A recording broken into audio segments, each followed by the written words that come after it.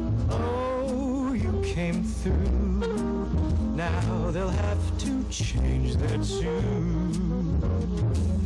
They all said we'd never could be happy. They laughed at us and how. But ho, ho, ho, who's got a last laugh now?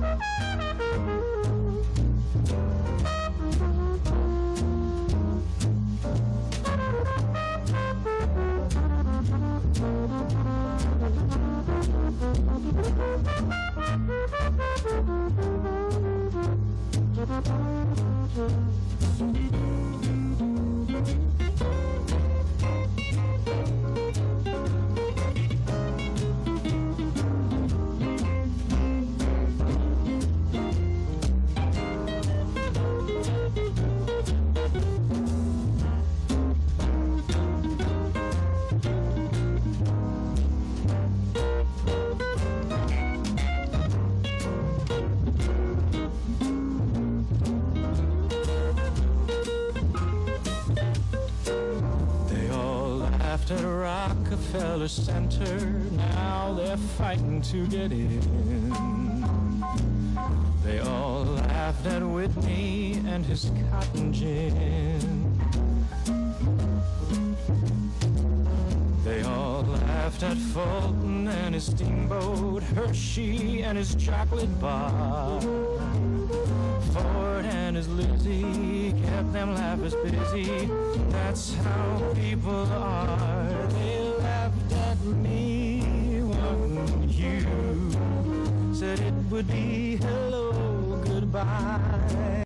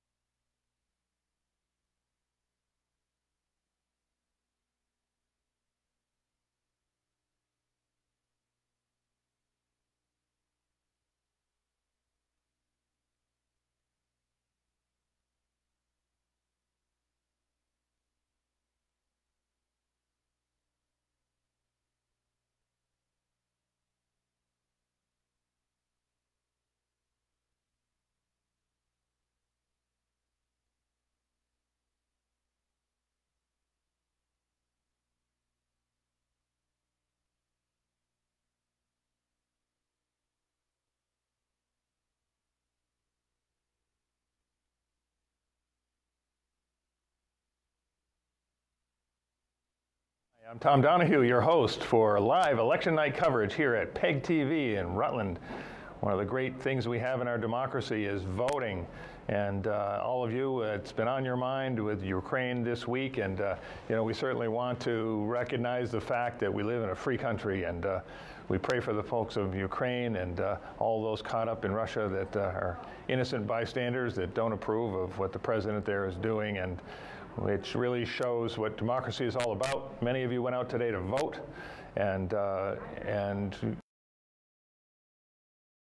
something that a country that is not free does not get to enjoy like we do. And we appreciate these freedoms every day. And certainly what's going on in the world really underscores just how important free elections are and free media, freedom of speech throughout this country that we live in and throughout the world. So with that, we appreciate you tuning in, and we're happy to be able to do what we're doing tonight in that respect. Of course, we are going to be followed tonight by probably a very incredible State of the Union address with the world literally on the edge, with the President addressing the nation tonight at 9 p.m. So in the meantime, here in Rutland, Vermont, we're coming on the air just a couple of minutes late, basically getting some numbers together for the local elections, and we do have results for you. So we're going to report those now. There was one interesting development. The mayor was just here, and I moments ago spoke with the city clerk, Henry Heck. The city clerk indicated to me that they had actually ordered 25% more ballots than the last couple of election turnouts. 25% more is what he thought was a safe buffer. And in 14 years he's been doing this, he indicated that this is the first time they actually ran out of the electronically counted ballots. So what that means is everybody did get to vote. I was one of those late voters. I was really surprised to see so many people there to vote. That was excellent. I was in Ward 1. But I did do my ballot as a sort of a photocopy ballot that then very normal, just exactly like the other one. The only difference here is that it goes into a ballot box, classic, right in the top, right in the slot, and will be hand counted tonight, hand counted by the city clerk's team. So tonight, we won't have all of those results immediately, but we do have electronically counted votes. So those that went through the machine before they ran out are all counted. I've got them right here.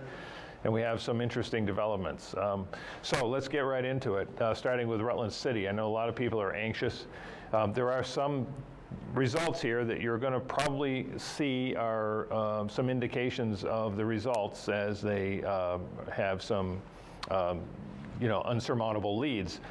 Other races are going to be closely contested. Potentially the school candidates will be closely contested tonight, and we want to talk about that a little bit because it was such an interesting campaign, and it turned out so many people, we believe, that they literally ran out of ballots, the electronically counted ballots. Now everyone, I want to underscore again, everyone did get to vote. It's just that you put it into, as I said, the slot, as I did, and it'll be hand counted tonight. So we may be waiting to find out the final results of certain races based on the results of the hand counting for those close races. But the city clerk is very capable. His team is incredibly capable, and they're working on it as we speak. The mayor was just down here himself to assure us that it's being done right away and done professionally, and we'll get it right. So with that, let me start to give you some wards, and I want to start with some results of the Aldermanic race with Christ the King, which is Ward number 2 in what they call the southeast section of Rutland City. And I tried to number them the best I could quickly, just to kind of give an indication of finishing order at this point. So I'm going to try to give you that. So I have in Ward 2, Rutland City, Christ the King as Sharon Davis being the top vote getter there with 386 votes, Sharon Davis. And then second coming in is Matt Whitcomb with 391 votes, Matt Whitcomb. Third, I have as Michael Talbot coming in third in Rutland City Ward 2. Fourth, Anna Taddeo, a newcomer to politics in Rutland City, has come in fourth in Ward 2, Christ the King. a good showing for Anna in the 1st Ward. And then coming in 5th, and remember, with the aldermen, there are 5 seats with 7 candidates running, so it's the top 5 that are going to win. Chris Attore, who is the previous alderman, a 2-term alderman, looking to serve a 3rd term. He was off the board for a bit and looking to come back on. So right now, in Ward 2, Chris Attore was in that 5th spot. So finishing just outside that top 5, remember they're electing 7, Sam Garuso with 301 votes. And Cam Johnston with 105, Cam being the perennial candidate running for both alderman and school board tonight. So again, in Ward 2, you have Sharon Davis finishing 1st with 386 votes, Matt Wickham finishing 2nd with 391 votes, Michael Talbot finishing 3rd with 379 votes, Anna Taddeo finishing 4th, a respectable 4th, with 343 votes, and your 5th slot, 5 out of 7 for the Board of Aldermen, Chris Attore with 325 votes, Sam Garuso finishing 6th with 301, and Cam Johnston with 105. So that is the aldermen for Ward 2. Ward 3, which is the American Legion, we have the top vote getter there, and again, these are unofficial results. I should be very clear, and don't forget my program note that they're hand counting about roughly 250 ballots, approximately. Likely no more than 250. They figured between 235 and 245 hand-counted votes to be done tonight. This is prior to those coming in. But with the electronic counting, we have Matt Wickham coming in 1st in Rutland City, Ward 3, American Legion, Matt Wickham. In 2nd, Michael Talbot. Michael Talbot coming in 2nd with 193 votes. And finishing 3rd, Sharon Davis. Sharon Davis with 183 votes. And then again, Anna Taddeo coming in 4th with 176 votes, Anna Taddeo. 5th, finishing in that top 5 in this ward, Sam Garuso with 174 votes. So just a couple votes under Anna Taddeo. And then finishing 6th, just outside of that top 5, in Ward 3, Chris Attore with 162 votes. And then Cam Johnston with 62. So again, Rutland City, American Legion, Ward 3, top vote getter there, Matt Wickham with 215, Michael Talbot 2nd with 193, Sharon Davis 3rd with 183, Anna Taddeo 4th again with 176 votes, followed very closely by Sam Garuso getting that 5th spot for the Board of Aldermen with 174 votes, and Cam Johnston that last spot with 62 votes. And, I'm sorry, with the 6th spot going to Chris Attore, I should say, with 162 votes, and Cam Johnston, the 7th candidate, with 62 votes.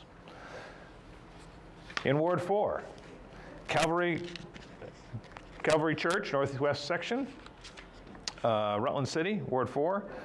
Matt Whitcomb finishing 1st there. That's 2 in a row for Matt Whitcomb with 430 votes. Followed closely by Michael Talbot with 415 votes. And 3rd, Sharon Davis again, 391 votes. 4th, again, consistently, Anna Taddeo, 369 votes, finishing 4th again. And in the 5th spot there in Ward 4, Chris Attore with 344 votes. And then finishing just outside that 5th seat, Sam Garuso, 303 votes to Cam Johnston, 7th at 106 votes. So let's go over that again for Ward 4.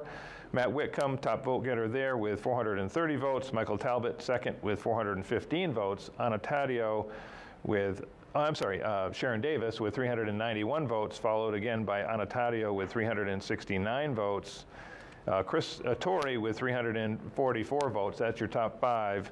Sam Garuso finishing 6th with 303 votes, and Cam Johnston with 106. Now that's wards 2, 3, and 4.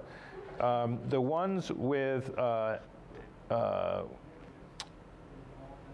the write-in ballot, I'm sorry, I don't want you to say write-in. I mean to say hand-counted ballots, as was mine in Ward 1, and also Ward 2 and Ward 4. So 1, 2, and 4 will have a total of about 250 hand-counted ballots that will go into the mix here of these 3 wards that have been counted here electronically. But given that, if you were to go with, and I don't think, okay, so here is, thanks to PEG TV and their great staff, they keep shoveling it over here, and we do have Ward 1. Again, short of the ballots to be counted. I just want to keep reminding people that there is that hand count tonight that the city clerk and his team are working on feverishly as we speak. May or may not have it tonight, but here's the results of Ward 1, the last ward in the city for the Board of Aldermen with, and I'm going to grab my pen here, and I didn't have time to figure this one out, but I can clearly see that Matt Whitcomb is the top vote getter again in Ward 1 with 688 votes, followed very closely by Michael Talbot with 685 votes for second. In third, it looks like, again, well, actually, no, Anna Taddeo comes in third in Ward 1 with 583 votes. Followed by Sharon Davis in fourth with 552 votes. Chris Attore gets that last and fifth spot with 523 votes. And Sam Garuso just outside that top 5 in sixth with 407 votes, followed by Cam Johnston in seventh place with 135 votes. So with that top 5, again, barring the results changing dramatically with the 250 or so votes that need to be counted, at some number under 250, it does look like Matt Whitcomb would be reelected to the Board of Aldermen, looking very close to being the top vote getter, closely followed by incumbent Michael Talbot, who had a very respectable finish here, close to Matt Whitcomb.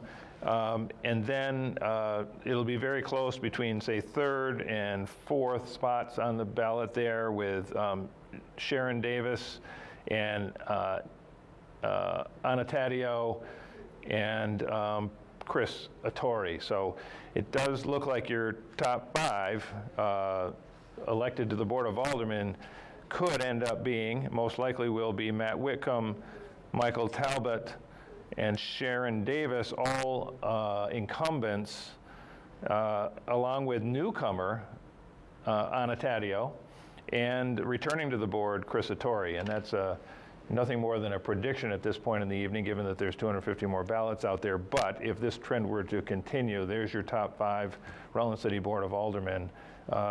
And the 2 that may very well fall out of those top 5, finishing 6th and 7th, would be Sam Garuso and Cam Johnston. So let me give you an overall, I guess we could start in the school board and give you, for the school commissioners, what we've got at this point, although this one sounds much closer, so it's probably less predictable than the Aldermanic race at this point. So let me just, without any particular order, I'm just going to go in order of the ballot and start right with Ward 1, and we'll go right down through. So you'll have to tally at home. But Karen Bossy has 402 votes in Ward 1. That's Godnick Center, 402 votes. Courtney Collins with 573 votes. Sarah Atkins Dungis with 519 votes. Heather Hawk with 324 votes. Cam Johnston with 47 votes. Marissa Kafaber, 492 votes.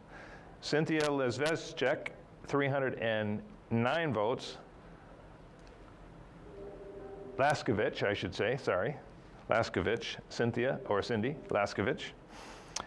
Mary Beth Lennox Levens with 555 votes. And Cynthia, or Cindy, was 309, if I didn't say that correctly. Bob Perro Jr., 353 votes, and David Searles, 84. So I'm going to go right down through that again for Ward 1, a little faster this time. Karen Bossy, 402. Courtney Collins, 573. Sarah Atkins Dungis, 519. Heather Hawk, 324. Cam Johnston, 47. Marissa Kafaber, 492. And Cynthia Laskovich, 309. Mary Beth Lennox Levens, 555. Bob Perro Jr., 353, and David Searles, 84. That's your school commissioners. Again, electing just 4 with 10 candidates. 1, 2, 3, 4, 5, 6, 7, 8, 9, 10 candidates for just 4 seats. In the city of Rutland, they elected 4, on even number of years, 4 candidates to the school board, and on odd numbered years, 3 candidates to the school board, for a total of 7, and this 4 this year and this even year of 2022. So that's Ward 1. Let's go to Ward 2 for the school board. And again, not tallied yet, so you'll have to tally at home, and I'll read them twice. Oh, I take that back. School commissioners is not now available in 2. So I apologize for that, but again, that is based on the need to count. So let's see if we've got them for 3 and 4. This is a little bit unusual circumstances tonight, folks, so bear with us because this is hasn't happened in 14 years. So we do have the school board for Ward 3, so let's jump to 3. Starting with in alphabetical order, according to the ballot, Karen Bossi, 176. Courtney Collins, 153. Sarah Atkins Dunges, 126. Heather Hawk, 119. Cam Johnston, 27. Marissa Kafaber, 136. Cynthia Laskovich, 103. Mary Beth Lennox Levens, 145. Bob Perro Jr., 137. And Dave Searles, 49. Let's go through it again. This is Ward 3, school board in order of the ballot. Karen Bossi with 176, Courtney Collins with 153, Sarah Atkins Dunges, 126, Heather Hawk, 119, Cam Johnston, 27, Marissa Kafarber, 136, Cynthia Leskovich, 103, Mary Beth Lennox Levens, 145, Bob Perro Jr., 137, and Dave Searles, 49. That's your school board candidates for Ward 3. Remember, you're taking there just the top 4. More towns coming in. This is great. And we've got Brandon, we've got West Rutland, we've got Killington. So, but we're going to try to go to, that's 2. So in Ward 2, we do have aldermen and, okay, thank you, Chris. By the way, Chris McCormick is back with us tonight, retired from PEG TV, but they dragged him out of retirement to work on PEG TV's live election night coverage tonight. So thank you very much, Chris. So what Chris has done is cut to the chase for us and give us some totals. So I'm going to go ahead and read off, and again, these are preliminary and prior to the hand counting. But again, Board of Aldermen, Matt Whitcomb, it looks like his total 1,724 votes for Matt Whitcomb. Michael Talbot with 1,672. Sharon Davis with 1,512. And then it looks like welcome to the Board of Aldermen, Anna Taddeo with 1,471. And welcome back to the board, Chris Attore with 1,354. Finishing in 6th, Samuel Garuso with 1,185, and Cam Johnston with 408. And for the school board, at this point, 4 wards totaled electronically. Mary Beth Lennox Levens leading with 1,358 votes. Followed very closely by Courtney Collins with 1,344 votes. Followed by Sarah Dunges with 212 votes. Marissa Kafaber with 1,211 votes. So the top 4, again, you're electing Mary Beth Lennox Levens, Courtney Collins, Sarah Dunges, and Marissa Kafaber. Your top 4 right now, prior to the hand-counted votes being added in. Remember, this is a fairly closely contested race, so the 200 or so, 250 approximately hand-counted votes could and probably will make a difference in this final tally that I'm reading now. This is just the electronically counted votes at this point for all 4 wards. So coming in very closely in 5th, and this is why I mentioned that the hand-counted votes will matter. 1,188 votes, Karen Bossi. So Karen is just outside the bubble there in 5th, taking the top 4. So it is very possible that that could change based on those hand-counted votes. Bob Perro Jr. with 988 votes, Heather Hawk with 897 votes, Cynthia Leskovich, I'm sorry, Cindy Leskovich, 828 votes, Dave Searles, 310 votes, and Cam Johnston, 170 votes. So your very close race there is for the 5th position, again, by the electronically counted votes, a margin of, it looks like 23 votes between Marissa Kafaber and Karen Bossi at this point for that last seat on the board. Or actually, frankly, Sarah Dunges with only 1 vote more than Marissa. So really it's the 3rd and 4th seat.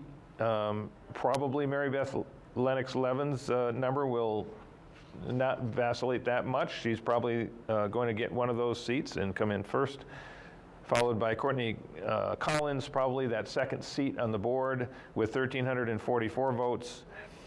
But potentially, that tight race between Sarah Dunges, Marissa Kafaber, and Karen Bossi for that 3rd, 4th, and 5th, because between the 3, there's only about a 24-vote margin. So, that's still a pretty good swing. So it may not, in other words, when you hand count those, the way it's going to work is some of these are going to go up and others will go up, and it really is probably a fairly large swing, frankly, 24 votes out of 250 but it's not impossible. So this is a very preliminary number between the 3rd seat and the 4th seat on the school board, and then who actually ends up 5th, which right now is Karen Bossi at 1,188. So again, Mary Beth Lennox Levins at 1,358, Courtney Collins at 1,344, Sarah Atkins Dunges at 1,212, Marissa Kafaber at 1,211. Anybody who says your vote doesn't count, there's proof that it does. And Karen Bossi at 1,188. And that's your top and very close top 5 in the school board race. And as far as the budget articles go, it looks like with a very large margin, the Rutland City school budget with $61,649,000 on the ballot. By the way, leveraged 3-to-1 by state and federal funds. So for every 25 cents that we put in, state and federal funds leverage 75 cents to make that $1. It's a pretty good leverage for the city taxpayers. That article passes. Rutland City School budget passes pretty handily. Again, this is the preliminary numbers and electronically calculated numbers, not the hand counted, but it passes 1564 to 1,090. No, 1564 yes, 1,090 no. So the school budget passed, at least in this rendition, by looks like 59% to 41%. So a pretty good margin for the school budget. It looks like in Rutland City school budget passing. Same thing with the municipal budget, except even a wider margin, 73% yes, 27% no. The Rutland City Municipal General Fund budget of $22,726,000 passes with 1,920 yes and 709 no. Now here's another one that is of big interest to the city, the cannabis article. Shall the city of Rutland permit the operation of cannabis retailers and so on? Passes overwhelmingly 61% yes and 39% no, so 1,606 votes yes to 1,045 votes no. So it looks like the cannabis article passes handily, will not be changed by the hand tally, and it looks like that cannabis will be allowed to be sold in the city of Rutland. Along those lines, I wanted to point out something I printed out, which is interesting, and There's old guidance from municipalities on cannabis retail. It turns out that it is a 13-page document. So passing that is just the beginning, and now all the licensees and the provisions in here, in addition to a 14% tax on cannabis sales in the state of Vermont that is applied to this. And within that 14%, right now, all of it goes to the state of Vermont, all of it. None to the local communities at this point in the current legislation. So something to consider. If that 14% can be shared with municipalities, our budgets would be a little better off and we could sure use it. I'm sure the mayor would concur with me on that. Anyway, then getting into social service agencies, I'm just going to go down quickly to make it easy for everybody, because my understanding is that everything passed, and we have a total of 1, 2, 3, 4, 5, 6, 7, 8, 9, 10, 11, 12, 13, 14 social service agencies, and it looks like they all, frankly, overwhelmingly passed. People are very supportive, by some very wide margins. So, for instance, Brock Community Action, very close to me, of course, 72% yes, 28% no. Rutland County Free Clinic, 71% yes, 29% no. Rutland Area Citizens with Developmental Disabilities, 76% yes, 24% no, and so forth. So it goes down through Marble Valley Regional Transit District passing, Vermont Adult Learning passing, New Stories Center, another one near and dear to me, passing, handily 73% to 27%. Rutland Area Visiting Nurse and Hospice, and passing, Rutland Mental Health Services passing, Regional Ambulance Service passing, Boys and Girls Club of Rutland County passing, Vermont Center for Independent Living passing, Wonder Feet Kids Museum passing, One-to-One Retired Senior Volunteer Program, Southwestern Vermont Council on Aging passing, and the Mentor Connector all passing. So all articles in the city passing, 14 of them, the budget items passing, city budget, city school budget passing, municipal budget passing, and the cannabis bill, article, I should say, passing in the city of Rutland. So that's some fairly significant outcome for all of those involved with the budgets and with their social service agency budgets, and those interested in the cannabis article, again, all passing. So with that, I'm going to just briefly start to look around the county a bit, and then if we do get hand-counted votes back in, we will report those, although the city clerk, when I spoke to him, wasn't sure. Obviously, it's a lot of work, and they have to be very careful and do it correctly. So it's not something to be rushed, but by the same token, it's very important because, well, it does look like the city aldermanic race is decided. All the ballot questions are decided. The school board race is very close, within 23 and 24 votes of 3rd, 4th, and 5th. So the hand counting could make a difference there. It's close enough to matter. Up in Brandon, just wanted to mention that all budgets passed, all appropriations passed, and your new, I guess I would say the person who won for the 3-year term on the select board is Tim Giles, beating Marielle Blaze. Tim Giles had 466 votes to Marielle Blaze 396 votes. So that is the report from Brandon on the select board, 3-year term, and then all of the budget items in budgets passed in Brandon and all of the appropriations passed in Brandon. So let's set that one over here for a second. And we'll try to pull up some of these other towns. This is great, and I want to appreciate and thank all of the city clerks and the ward clerks and so forth around the county that have taken the time to get these numbers back to us so we can report them out tonight. This is fabulous, and So much appreciated. So let's, right in front of me, I've got the town results. I'm just going to take them in order of this nice little pile here. So let's go like this and just say Killington. So moderator, doesn't look like a race. Select board member, 3-year, Christopher Carr, 207 votes. Paul Bueller, moderator, 233 votes. Select board member, 3 years, Christopher Carr, 207 votes. Treasurer, 3-year, and I'm sorry I won't be able to pronounce that name very well, and I apologize. It looks like Lucia Wansar, and I apologize for making a mess of that. 239 votes. Walter J. Findeisen, 230 votes for a listener, 3 years. Cemetery Commissioner Paul Holmes for 3 years, 236, and Library Trustee Nan Selman, 236 votes. And it looks like those appear to be all uncontested, so congratulations to all of them. Now, it mentions the articles here, and I would have to sync them up with their budget over here. So I'm going to move that over there for now and go with the ones that I can read off for sure.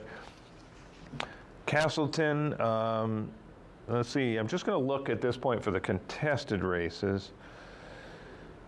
And it looks like town selectmen, you had vote for 1-year term, vote for not more than 2. So you had 3 people running for selectmen in Castleton. And it looks like Jim Leamy leads that with 418 votes, so he wins. And the second would be Mary Lee Harris with 386 votes. Michael R. Holden with 286. So in the Board of Selectmen in the town of Castleton, it would be Jim Leamy and Mary Lee Harris taking the 2 seats, and Michael R. Holden coming in third at 286 votes, 286 votes. So 418, 386, and 286, respectively. Jim Leamy, Mary Lee Harris, and Michael R. Holden. That's in the town of Castleton for select board. There was a race, it looks like town. Okay, so here is the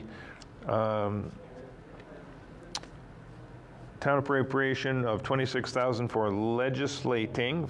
That's a yes, 531 to 123. Town appropriations for ordinances and proceedings, yes, 570 to 81. Town appropriation sum of $184,500 managing municipalities, yes, 521 to 135. Looks like appropriation for conducting elections, same, 491 to 167, yes, 491. And it looks like pretty much right down through everything passed, so I don't need to read each and every one. However, there was an Article 38 on cannabis in Castleton that has failed. The yes vote was 306, and the no vote 351. So in Castleton, they will not be selling cannabis by retail. Based on the results in the town of Castleton that say 351, no. Yes, 306 yes, 351 no. So it appears that everything passed except the cannabis. Everything passed except the cannabis. So you will not be buying it in Castleton. But the school arts, there was a question on there, and it was 581 yes, 75 no. And another one, 544 yes, 111 no. So everything passes in the town of Castleton except the cannabis bill, and Jim Leamy and Mary Lee Harris are your 2 select people. West Rutland. Let's see if there's contested races. Let's cut to the chase. That's 2. So it looks like nothing contested in West Rutland. So congratulations to all these winners. And town articles, the budget passes by a vote of 159 yes to 58 no. And $100,000 for repaving and improving sidewalks. I like that one. 173 yes. Good choice. 43 no. And the town appropriating $400 to support, well, these are the, at this point, these are the, and this one, for instance, is the social service agency request for retired and senior volunteer program, or SVP, 185 yes to 33 no. And I'm sure there's another page to this somewhere, and that is not on there. So at this point, no contested races, but the budget passes, the municipal budget passes, the $100,000 for repaving and sidewalks passes, and RSVP passes, and that is all in the town of West Rutland, Vermont. Okay.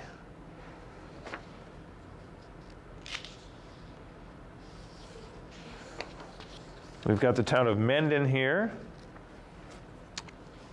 and town moderator Chris Corsones wins with 91 votes over Rich Carlson with 43 votes. For town moderator, 1 year, Chris Corsones, 91 votes, Rich Carlson, 43 votes.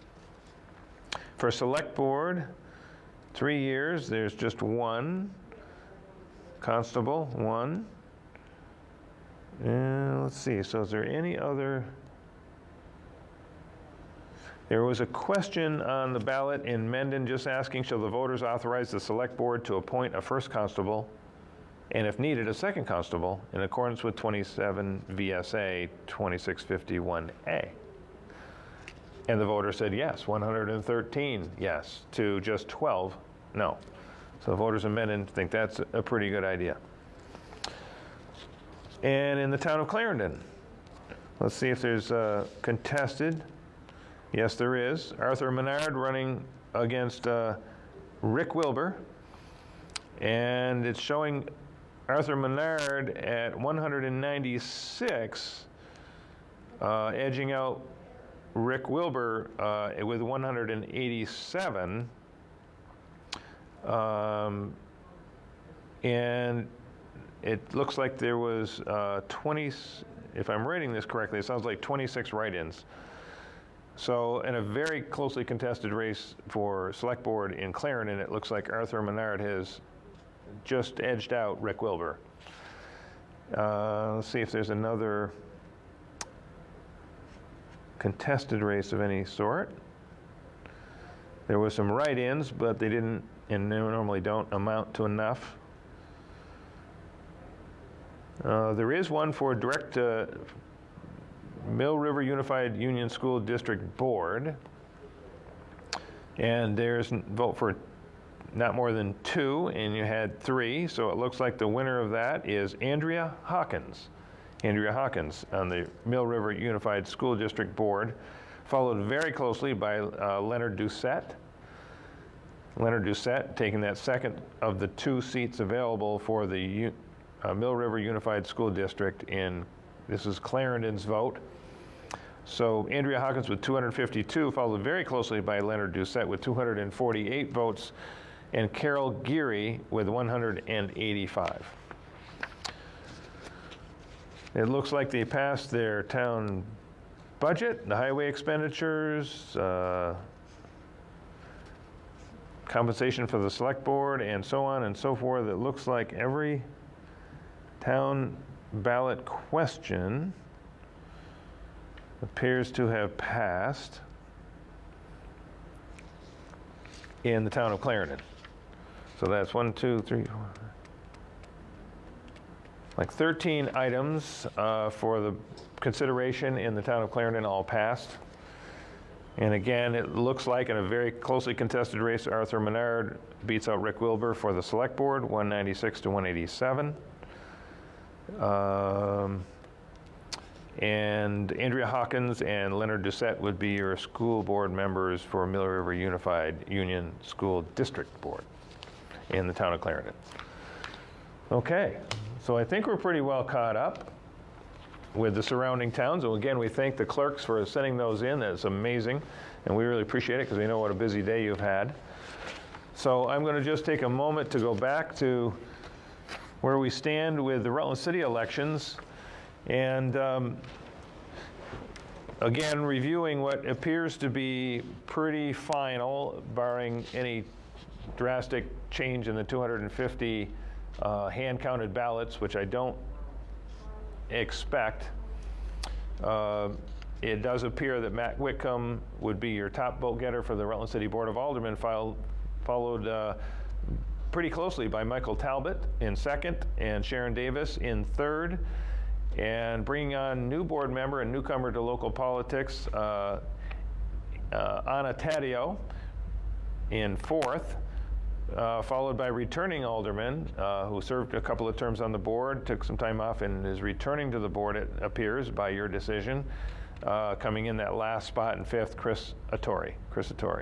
So it looks like it would be Whitcomb, Talbot, Davis, Taddeo, Attore, and then current alderman, Sam Garuso, not making it back onto the board with just 1,185 votes, followed by perennial candidate Cam Johnston with 408 in that seventh spot. So you took 5 out of 7.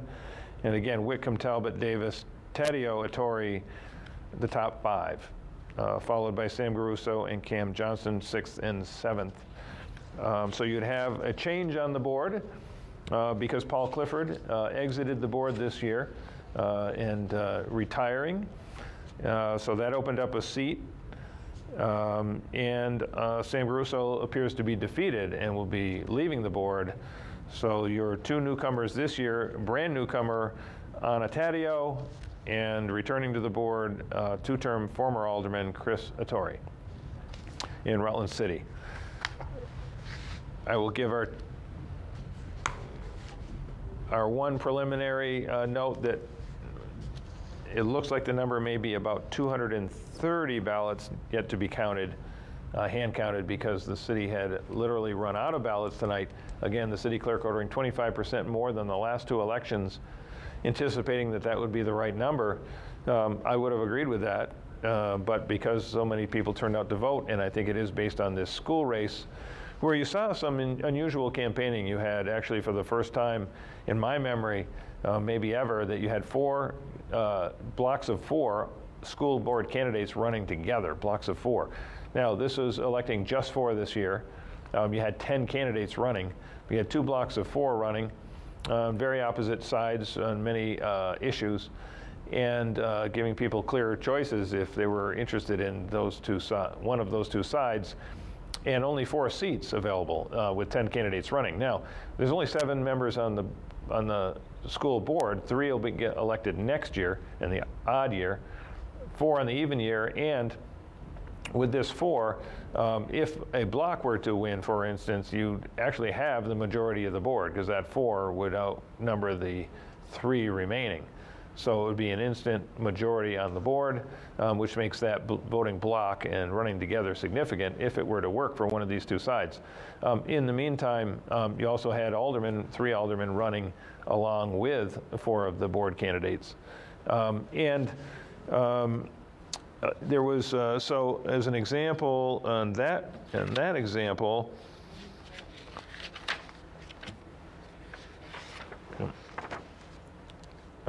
with the candidates Courtney Collins, Sarah Dungus, Marissa Kafaber, and Mary Beth Lennox Levens were kind of joining together in a campaign with Michael Talbot, Anna Taddeo, and Matthew Whitcomb. All of those 3 candidates for aldermen have won this evening: Talbot, Taddeo, and Whitcomb.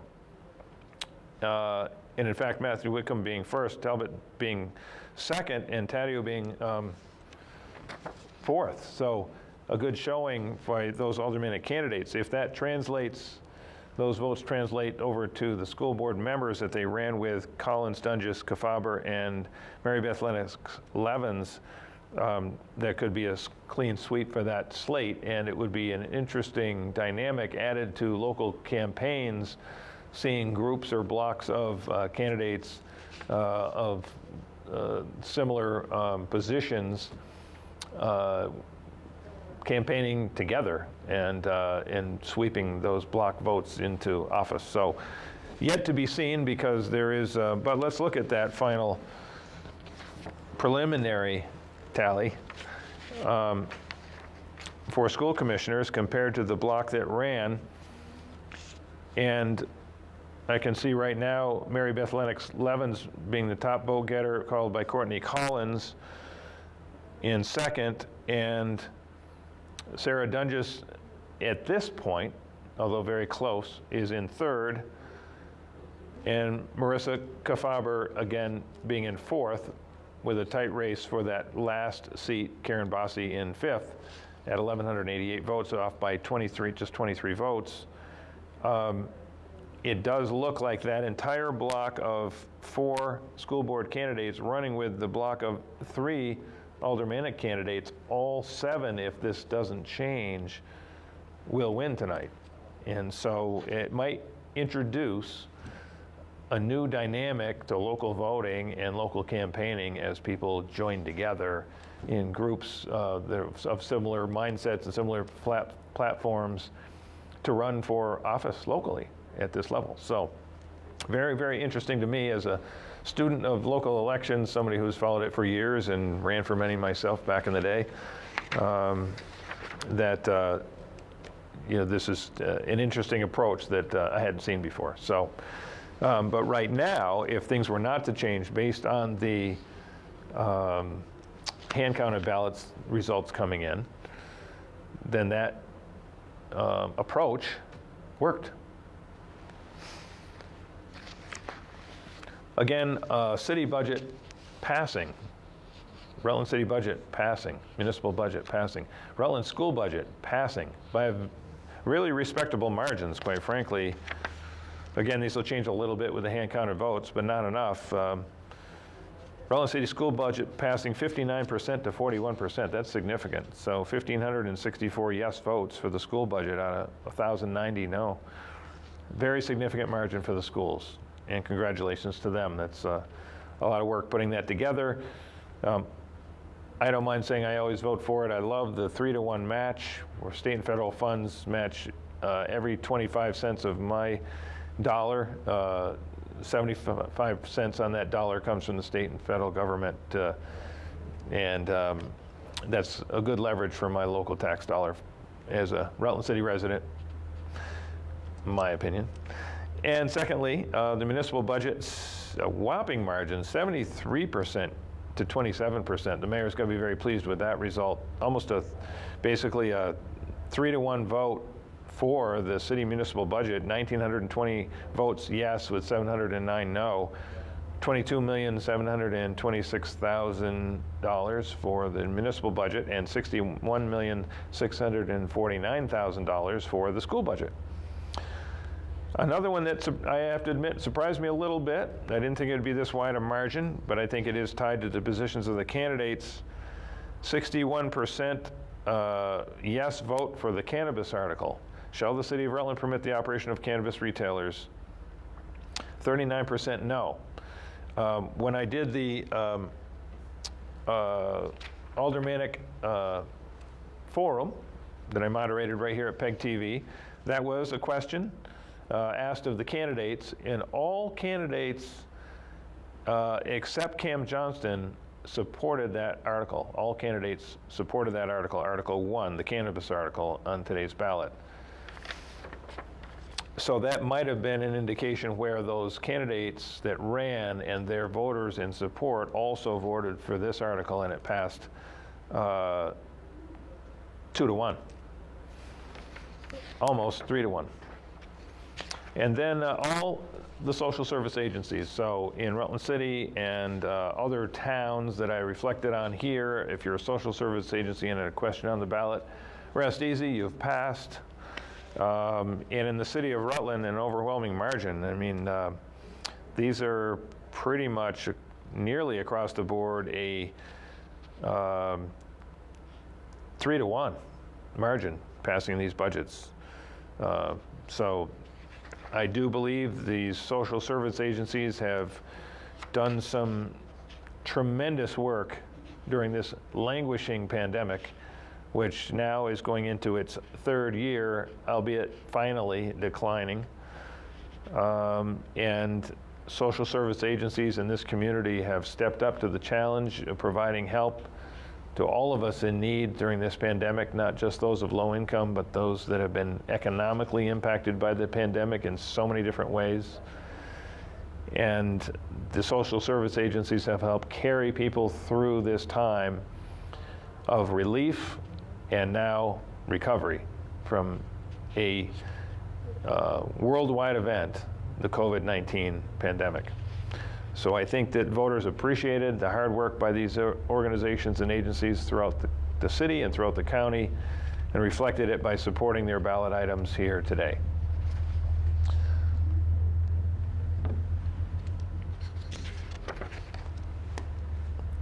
Now let me check the messages.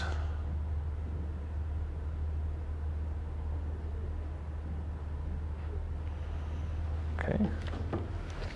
Hoping for some breaking news on the messages from my phone, but nothing breaking there. So we are all caught up at this point, and that is all the towns that have come in so far, and that may be all the towns that we're getting. I would just say until we get, thank you, Jim. We did get one more, the town of Proctor. So we'll march on here. And it looks like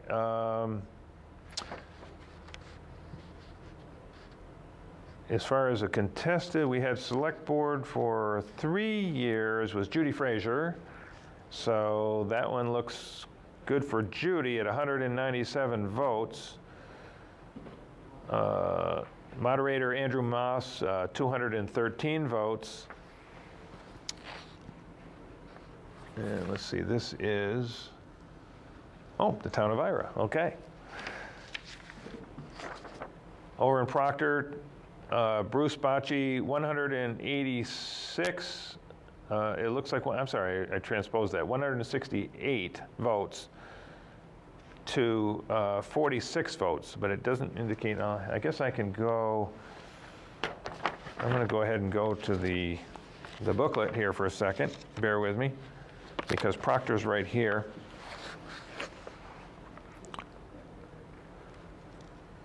Is it John Zoswiak was running against Bruce Bocci, and it looks like Bruce has won that 168 to 46. Judy Frazier's was uncontested. She had 197 votes. Andrew Moss, moderator, 213 votes, uncontested. And then it looks like John Joswiak also ran for select board 1 year and was defeated by Linda Raymond. It appears Linda Raymond won 164 votes to John's 52 votes. So it looks like Linda Raymond would be a select board winner for 1 year term, and the Proctor Select Board, and Bruce Bocci at winner for the select board 2-year race. And let's see if there was any other contested. Well, here's an article. We'll start with Article 7. Again, this is to authorize the cannabis retailers in town. A pretty significant margin there, 125 yes to 102 no. So the cannabis retailer article in Proctor passes. Authorize integrated licensee operations, 137 yes to 65 no. Article 9 is the highway budget, 202 yes to 26 no. Overwhelming margin there for the highway budget. And town expenses, $926,506 for town expenses, 193 yes to 35 no. Great support there from the voters for the town's budgets. And the Proctor Free Library, $67,000 for the Proctor Free Library, 174 yes and just 49 no. Congratulations to the Proctor Free Library. And collection of taxes, Article 12, 207 yes to 20 no. And that is the town of Proctor. I'll put that right in there so we can compare that one. And as I had indicated, we have here Ira. So again, we're going to look for any contested races, and I don't see any. So we'll just report that the school district approved the school board to expend $754,000, and with, it's just indicating yes, 49 votes. I'm assuming that means it passed. And let's see if there is.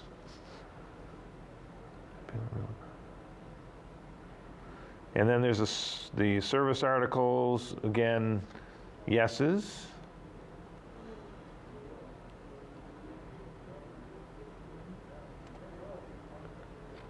Volunteer fire department to go into the reserve fund for the purpose of replacing a fire truck, yes.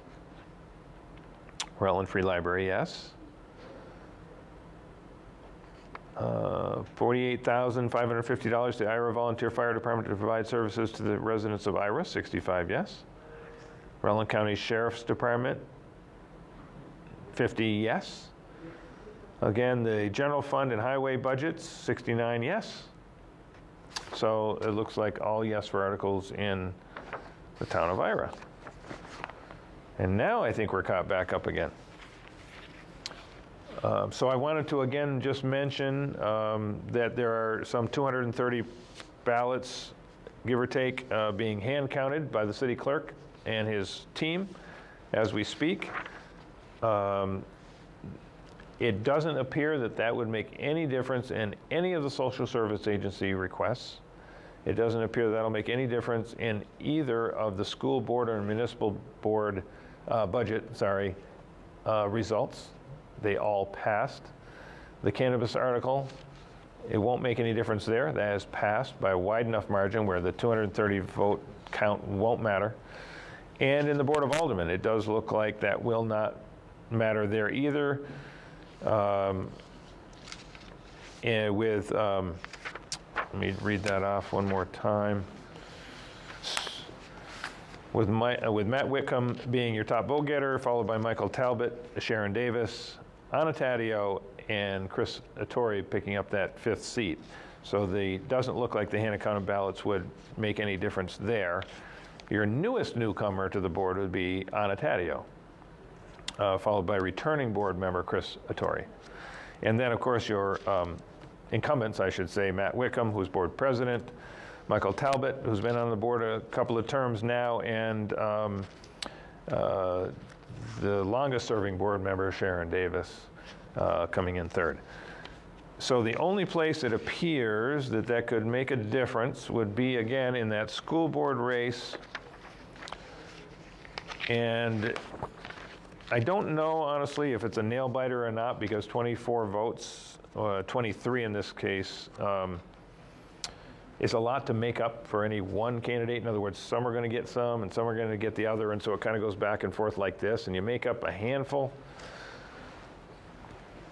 but you don't necessarily make up 23. So there's a pretty good chance that the finish of the school board will remain Mary Beth Lennox Levens with 1,358, Courtney Collins with 1,344, Sarah Atkins Dunges with 212, followed very closely by Marissa Kefauver with 1,211. But the one just outside the bubble there is Karen Bossy. Karen Bossy, former Rutland City alderman, 1,188. So that's 23 votes between her and Marissa Kefauver and 24 votes between her and Sarah Atkins Dunges. I could see Sarah Dunges's and Marissa's flip-flopping maybe there because they're only one vote apart. That could change as to who comes in third and fourth. But most likely Karen Bossy won't pick up an entire 23 votes to actually unseat one of those third or fourth finishers. So probably this is the final tally, even with the 230 vote hand count coming in, one of which is mine. And we just get the town of Pollitt in, so I'm going to go ahead and report on that because we appreciate those small towns taking the time tonight. And again, if there's no upsets and if everything's passed, I won't go through the entire list because it's a lot. Boy, what a workout for Hold that up. What a workout for the town of Pollitt tonight. And that's just the articles. But good for them. And I'm just going to quickly go down through and see, their town highway budget passed, their general fund budget passed, the important things. Town equipment fund passed, and so forth. So let's see if there's anything else that didn't pass that might be of interest to fire departments, of course, very important.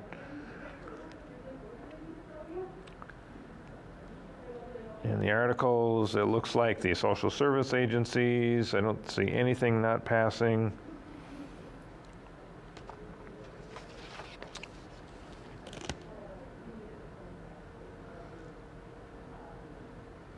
These are all social service organizations,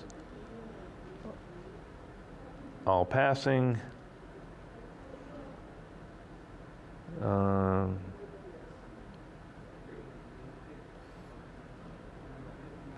And this one, okay. So I'll just read this last one, which looks like it might be a little interesting. It actually failed. So the no votes were 269, and the yes votes 98. Shall the Article 32 in the town of Pollitt, shall the voters of the town of Pollitt vote to direct the select board to draft a letter in favor of placing a monument on the town green commemorating Pollitt's contribution to the events of the Revolutionary War, where the rendition of a Herrick Ranger. Troops were deployed under Colonel Benjamin Lincoln from Pollitt to defeat Burgoyne's British Army at Saratoga. It was one of the threads of the web that entangled and destroyed Burgoyne, and that destruction was momentous for American history. Funded by grants and donations, a non-binding directive to the select board, I assume, in the town, whether that's a good idea or not, and the town pretty much overwhelmingly said no, 269 to 98. There will be no monument in the town green in Pollitt for events of the Revolutionary War. And I have the Meadowee School District here. Oh wait, before I leave Pollitt, unofficial results, let's see. That's 2. I'm looking for any contested races. Here's one, the library trustee. It looks like the winner is Catherine Lawrence, 276 votes, to Hardley Cudney's 213 votes, followed distantly by Martin Cravitt with 90 votes. So Catherine Lawrence for library trustee, 276, Harley Cudney, 213, Martin Cravitt, 90. And on the Meadowee School District ballot, shall the voters of the 2023 annual meeting of the Meadowee School District to be held on Wednesday, March 1st, 2023, at 7 p.m. A little confused by that date. To be held on, so they're choosing the date for the March 1st, 2023. So apparently they picked now the date for the annual meeting of the Meadowee School District.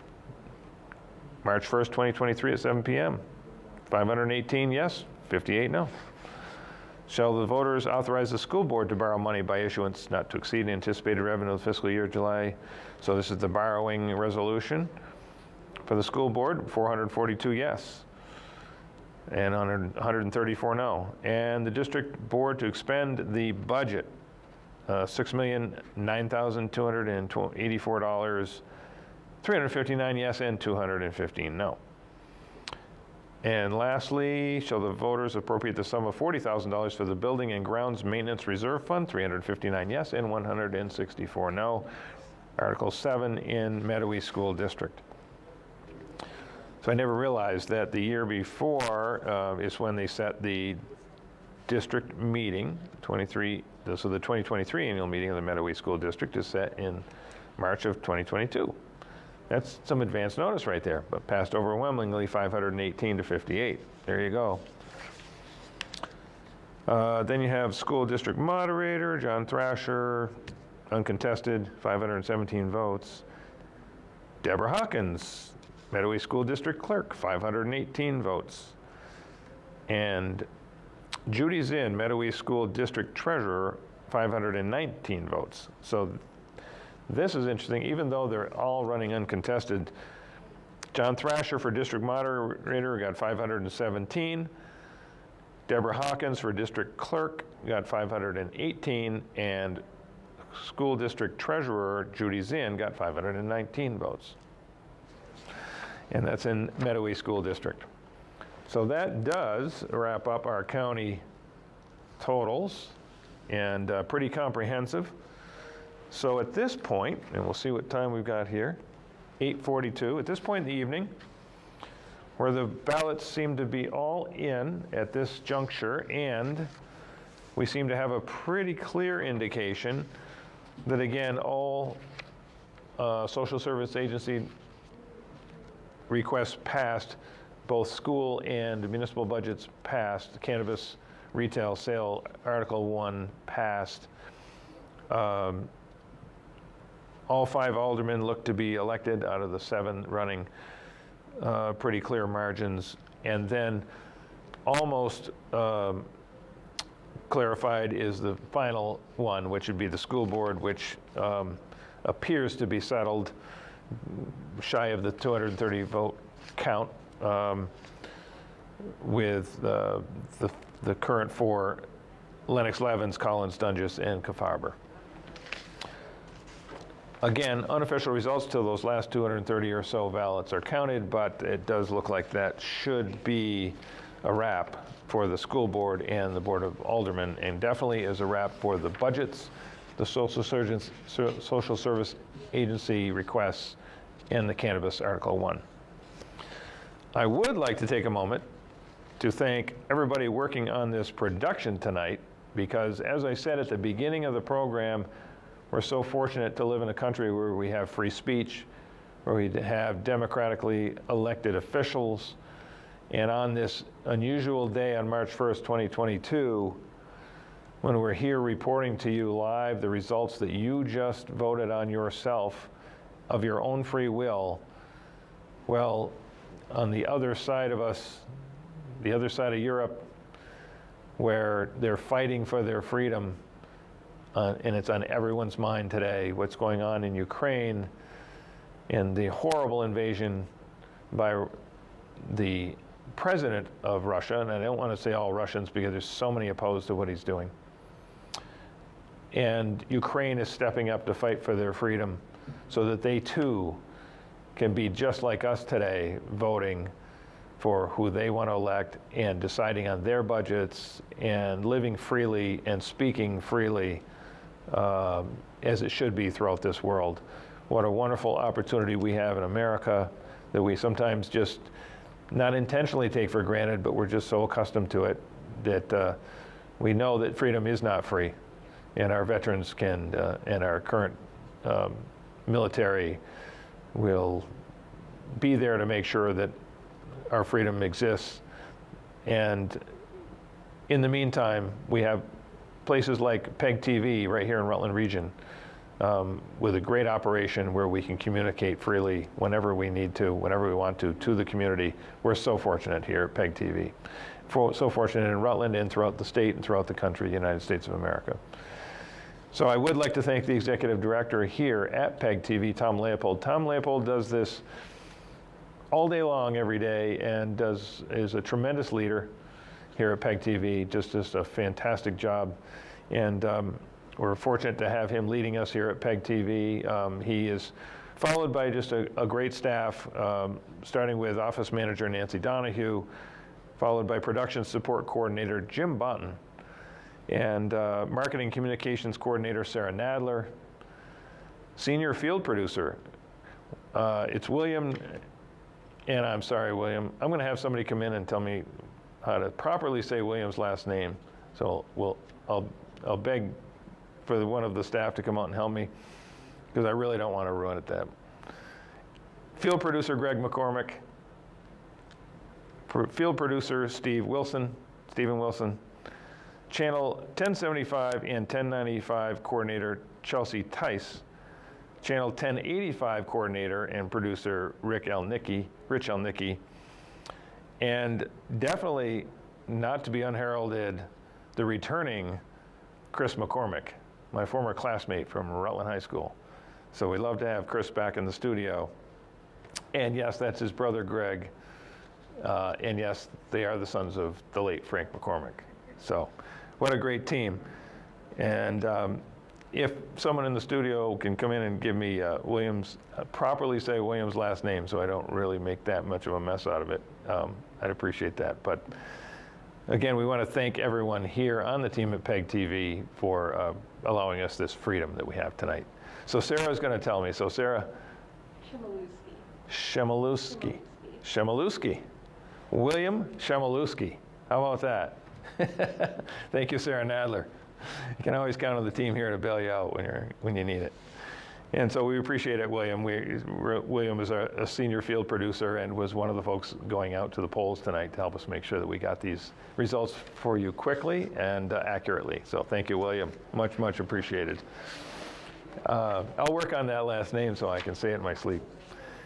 Anyway, at this point, barring any further results, and I don't think anything else is coming in, and we are coming up on the 9 o'clock hour. It's 8:48, and one of those other great freedoms we have in this country is the President of the United States of America will be presenting to us tonight the State of the Union. And it's a remarkable event, no matter who the president is. And this year, it will be incredibly remarkable given all of the challenges that the United States has been facing in the last year, and the current world events that we face right now, literally unfolding minute by minute, hour by hour, day by day in Europe. So tonight's State of the State will certainly be significant and remarkable, as I said. That starts at 9 p.m. So at this point, without further results coming in, I think we're going to call it a wrap for the 2022 March live election night coverage. I do want to give a shout out to one of my former co-hosts, which is Nancy Gordon, and we look forward to being able to co-host these events again. I do want to congratulate and thank PEG TV for conducting all of their business under COVID safety protocols. I myself have 2 Moderna shots and a Moderna booster and even a flu shot to boot. So I'm feeling pretty safe, but I generally wear my mask. Very excited to be able to start to remove the mask soon as the numbers are finally declining throughout the state. Waiting for them to decline a little more in Rutland County, but we're getting there. And it'll be great to see everybody's smiling faces once again. So with that, we'll call it a wrap here for March election night coverage at PEG TV. I want to thank you so much for tuning in, thanking all the candidates that ran and bravely put your name on the ballot, whether you won or did not. Please try again. We appreciate your efforts. For PEG TV, I'm Tom Donahue, your host. Have a great evening.